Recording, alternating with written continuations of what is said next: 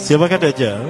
Dajjal ini lahir di Samirah dan dia diberi nama Samiri karena lahir di Samirah. Nah, kenapa disebut Samiri? Karena lahir di Samirah. Dia lahir 100 tahun sebelum Nabi Musa diutus.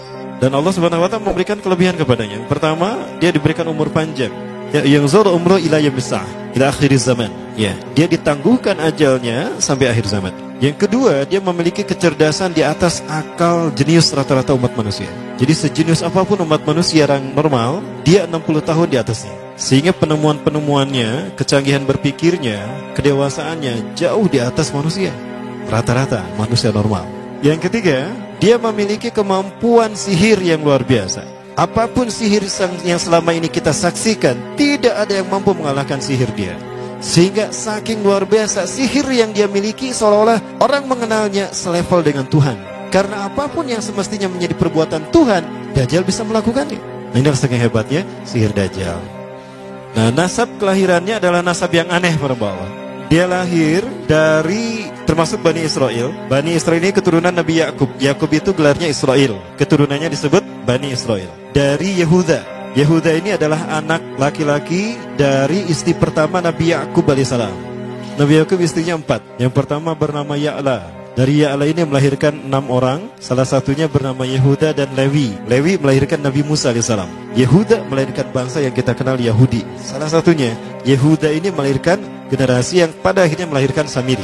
Ya. Kalau Rahil istri yang kedua, dan ini istri yang paling dicintai oleh Nabi Yakub, melahirkan 2 anak, Bunyamin dan Nabi Yusuf. Nabi Yusuf dan Bunyamin. Yang lainnya juga sama melahirkan 2 anak. Kahit dari Ya'la melahirkan 2 anak, Dam dan Naftali. Ya. Anak tertua dari Nabi Yakub dari istri pertama bernama Raubin. Nah, dari Yehuda inilah lahir Samiri. Nah, ayah dan ibunya, kakek dan nenek Samiri ini adalah para penyembah berhala. Karena Samirah saat itu terkenal penyembah berhala. Ayahnya ini lahir dari proses perzinahan adik dan kakak, incest. Adik dan kakak berzina, lahir ayahnya. Adik dan kakak berzina, lahir ibunya. Jadi ayah dan ibunya ini lahir dari proses yang haram. Dan ketika ibunya menstruasi, disetubuhi sama ayahnya. Jadi itu, peluangnya dari 2000 persetubuhan dalam keadaan menstruasi, 1 bisa jadi. Karena menurut penelitian medis juga, bahwa darah kotor tidak menghalangi terjadinya fertilisasi, tidak menghalangi terjadinya reproduksi manusia. Jadi tetap pembuahan ovum oleh sperma bisa terjadi walaupun ada dalam medium darah kotor, menstruasi.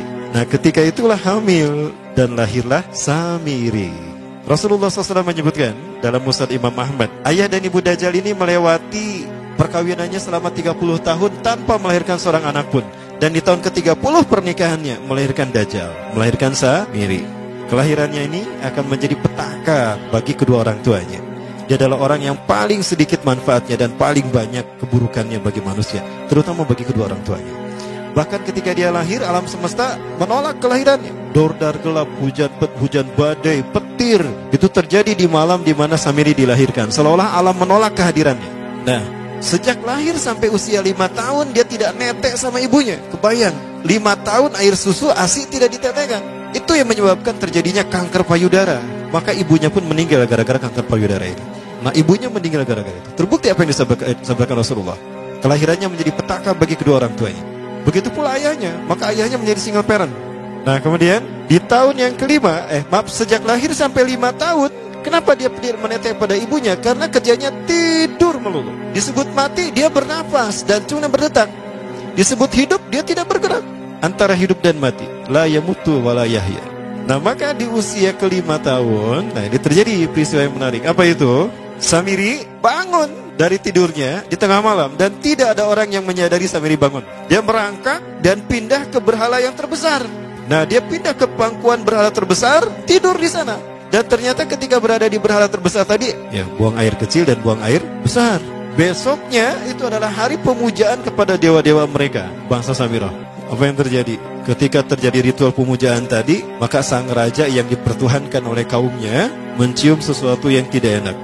Bapaknya Samiri ini adalah tokoh agama paganisnya. Pas dilihat, kaget sang raja. Ternyata itu pesing berasal dari pantatnya si Samiri yang ada di pangkuan berhala terbesar. Marah murka tuh sang raja. Itu anak kamu, kenapa ada di situ? Kurang ajar kamu yang telah menghina Tuhan kita. Kenapa kamu pindahkan anak kamu ke situ? Oh tidak Tuhan, saya tidak memindahkannya. Bagaimana saya bisa menghina Tuhan saya? Lalu siapa yang memindahkannya? Kan dia lumpuh. Nah, Sekali lagi, kehadirannya menjadi petaka bagi kedua orang tuanya. Akhirnya raja marah dan ayahnya dipenjara. Selama ayahnya tidak bisa membuktikan penghinaan tadi, maka ayahnya dihukum mati. Pada akhirnya ayahnya pun dihukum mati. Ya, sedikit manfaat bagi kedua orang tuanya. Maka kemudian dia hidup pelihara oleh sang raja. Dan pas di usia dia 5 tahun itu, Allah menimpakan murkanya kepada bangsa Samirah yang sudah kelewat batas, maksiat, dan sudah tidak ada toleransi dari Allah untuk mereka hidup di bumi. Maka Allah perintahkan malaikat Jibril menghabisi mereka. Maka bangsa Samirah itu pun diratakan. Si Samiri karena masih balita, ya Allah selamatkan dia lewat malaikat Jibril. Diselamatkan dia dan ditempatkan di pulau entah berantah. Ada yang menyebutkan pulau ini berada di Laut Yaman, dan pulau ini dinamakan Pulau Socotra. Pulau Socotra ini adalah pulau yang berada di ujung Jazirah Arab. Nah, ini Pulau Socotra. Ini pulau tempat di mana Dajjal atau Samiri dibesarkan sejak 5 tahun sampai usia 100 tahun. Ya, dari usia 5 sampai 100 tahun dia tinggal di Pulau Socotra ini. Nah, Pulau Socotra ini adalah pulau yang berada di kawasan Yaman. Pulau yang memiliki banyak keunikan luar biasa. UNESCO sempat ingin menjadikannya keajaiban yang ke-8. Kan ada 7 keajaiban dunia ya.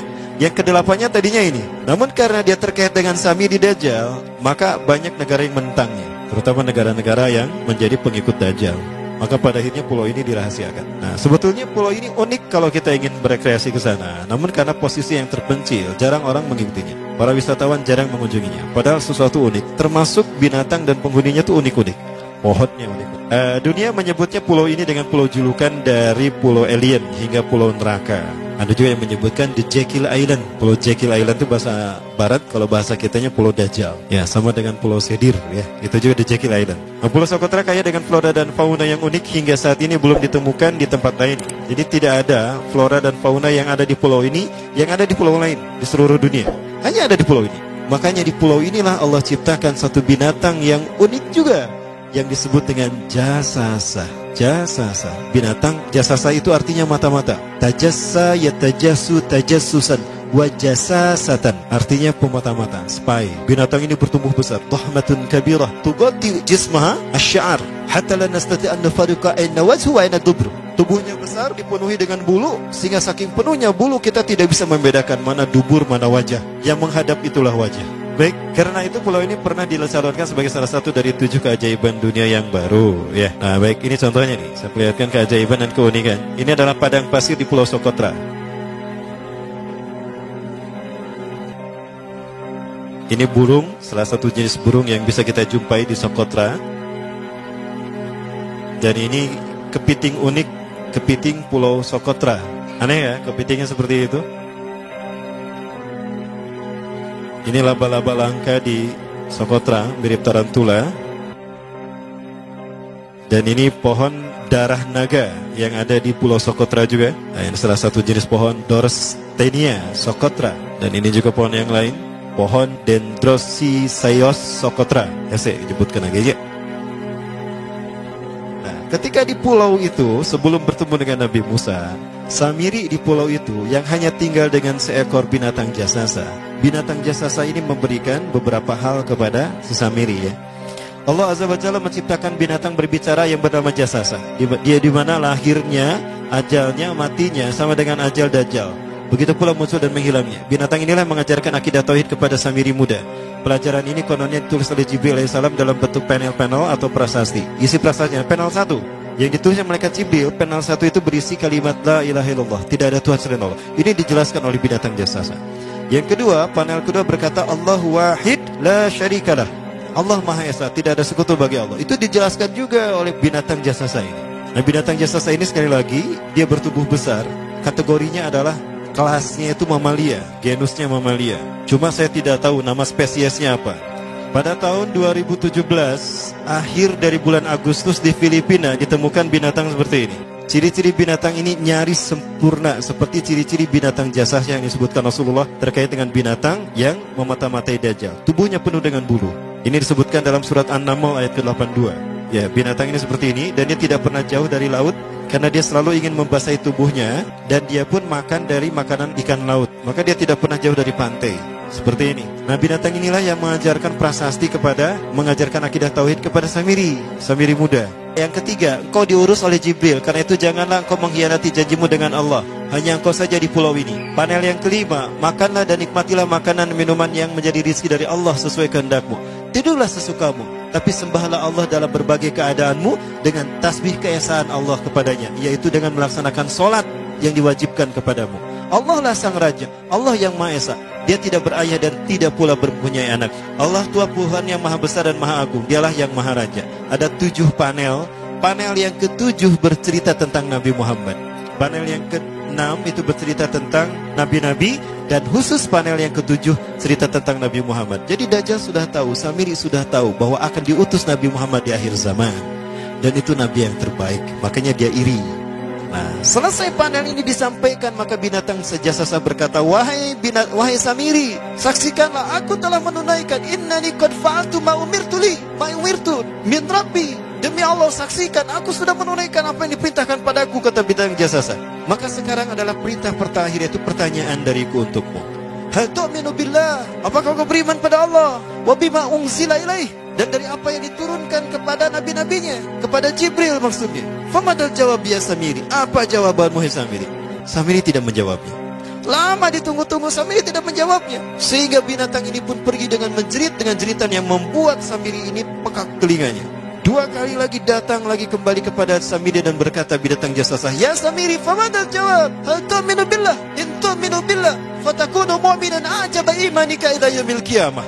Jika kau beriman kepada Allah, maka sungguh kau akan menjadi mukmin yang menakjubkan imannya. Inna ajalaka ukhirat ila akhir zaman. Sesungguhnya ajalmu ditangguhkan sampai akhir zaman. Jika kau beriman pada Allah, engkau akan menjadi mukmin yang menakjubkan. Fa in lam tu'min billah, tapi jika engkau tidak beriman kepada Allah, wa bima unzila ilaih, dan apapun yang diturunkan pada Jibril, innaka minal mal'unina ila yaumil qiyamah, dan kau terkutuk sampai hari kiamat nanti. Tidak juga dijawab. Pergi lagi binatang jasasa tadi sambil memekikkan suara yang pekikan yang keras. Yang ketiga kali yang terakhir dia bertanya kembali. Dan apa jawaban Samiri? Hei jasasa binatang buruk rupa, lihat di pulau ini tidak ada siapapun kecuali engkau dan aku. Dan yakinilah kalau panel ini bukan tentang Allah yang di langit sana, tapi yang disebut Allah itu saya. Hei jasasa, akulah Allah itu. Oh, dia menjerit dengan jeritan yang makin keras. Sampai si Samiri pun menutup kedua telinganya. Sejak saat itulah binatang itu pergi dan berkata, innaka dajjal, innaka dajjal, innaka dajjal. Engkau adalah pendusta, engkau adalah pendusta. Pendusta sampai hilang suaranya. Di saat itulah Samiri mendapatkan gelar Dajjal. Jadi siapa nama asli Dajjal? Samiri. Dajjal artinya Al-Kazab, pendusta, bukan singkatan tadi. Baik, nah sejak saat itulah Samiri keluar dari pulau itu dan dia sudah menyandang gelar Dajjal, pendusta, karena dia mengaku Tuhan. Baik, Ibabillah, jangan salah, Dajjal kecerdasannya mampu melakukan cloning dan mampu melakukan berbagai macam riset dan eksperimen. Hatta eksperimen yang mengilhami film Hook itu Dajjal bisa melakukan. Bahkan ketika orang membayangkan kendaraan tercanggih itu pesawat terbang, Dajjal sudah mampu membuat piring terbang dengan kecerdasannya. Ya. Rasulullah menyebutkan kendaraan Dajjal itu, dia bisa terbang, kata Rasulullah. Dan kecepatan terbangnya 5 km per sekon. 1 detik 5 km. Hanya dengan berkedip-kedip dia berkeliling dunia. Ya. Kecepatan ini diambil dari hadis Rasulullah. Berapa kecepatannya Rasulullah ketika dia terbang di muka bumi? Ya, kendaraan yang dia gunakan itu kecepatan terbangnya seperti awan yang ditiup angin, kata Rasulullah. Dan awan rata-rata ditiup angin itu 5 km per sekon. Dan jarak dari satu telinga ke telinganya, artinya setengah diameter atau diameter kepalanya, keledai yang dia gunakan, Rasul menyebutnya keledai, itu arba'una zira, 40 hasta, 27 meter. Diameternya itu 27 meter. Keledai macam apa yang jarak dari satu telinga ke telinganya 27 meter? Kalau bukan piring terbang. Ini bisa 24 meter kan? 27 meter, bisa tidak? Bisa, dan kecepatannya pun sama. Dan pernah meninggalkan jejak Cop Circle di Yogyakarta. Nah, Cop Circle itu adalah jejak UFO yang menjadi isyarat instruksi bagi para pelaku konspirasi dunia. Siapa? Para kalangan Illuminati.